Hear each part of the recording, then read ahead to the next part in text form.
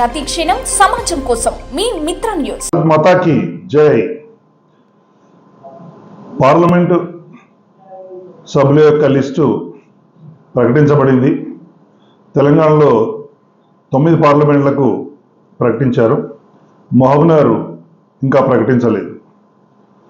65% బీసీలున్న మహబూబ్నగర్ పార్లమెంట్లో బీసీ అభ్యర్థికి టికెట్ ఇస్తే ఎక్కువ గెలిచే అవకాశాలు ఉన్నాయనే విషయాన్ని, ఆ అంశాన్ని అధిష్టానం పరిశీలిస్తుంది. కాబట్టే ఈ నిర్ణయాన్ని పోస్ట్పోన్ చేసినట్టు నేను భావిస్తున్నాను. తప్పకుండా ఈ అంశం వల్ల బీసీ కేటగిరీకి చెందిన వాడిని నాకే టికెట్ వస్తుందని నేను సంపూర్ణంగా విశ్వసిస్తున్నాను. భారత్ మాతాకి జై.